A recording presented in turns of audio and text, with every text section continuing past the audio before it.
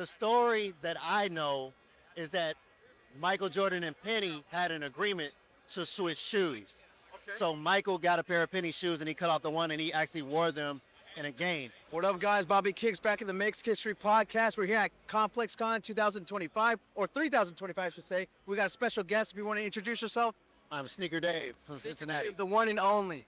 Yes, sir. My favorite memory about these was at the time, I remember seeing these in the East Bay, and I remember there were murmurs of Allen Iverson endorsing these. And if you look right here closely, this is supposed to be the AI3, but they just kind of changed it to Air at the last minute, which is something I didn't know. I had to ask Gentry. So this is a last minute thing that they did, and then they ended up bringing this to retail. So that was a super cool little Easter egg about this shoe. A lot of people don't know. We got one of my favorite women's basketball shoes. Tell me about it. Shake them up. Yeah, got it. So these were endorsed by a lot of women in the WNBA at the time.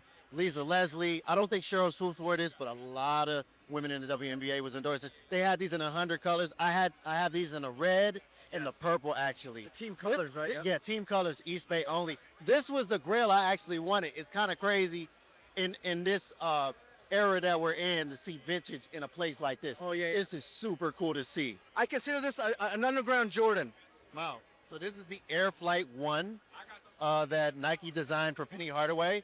As you can see, they got the iconic one here. These were also accidentally endorsed by the one and only Michael Jordan. The story that I know is that Michael Jordan and Penny had an agreement to switch shoes. Okay. So Michael got a pair of Penny shoes and he cut off the one and he actually wore them in a game. Yeah, during the 1995 playoffs, Jordan didn't have any black shoes because of the uniform, restrictions. He got a pair from Penny, cut off that one, and the rest is history, right? And here's another tidbit that a lot of people don't talk about in the NBA. That's the only playoff series Michael Jordan actually lost That's right. during the Bulls dynasty. The Orlando Magic beat them in that dynasty run. Wow, Larry Johnson. Yes, grandmama. Man, I love this shoe. I never had this shoe as a kid, but I used to see these in the neighborhood all the time. This color, mostly the black. Everybody had the black in school. I never seen this one. But yeah, man, the Charlotte Hornets, OG. Like, man, you don't see these anywhere either. They retro these maybe once or twice. And what's cool about these, what my personal like, is the React juice. That was like their cushioning system. Yeah. They were pushing that React juice, right? Yeah, absolutely. Yeah, so this is one of the systems that was going against, I want to say Nike Air and maybe LA Lights at the time. So yeah, this is kind of crazy to see. Kick Street Podcast, Sneaker Dave. Tune in.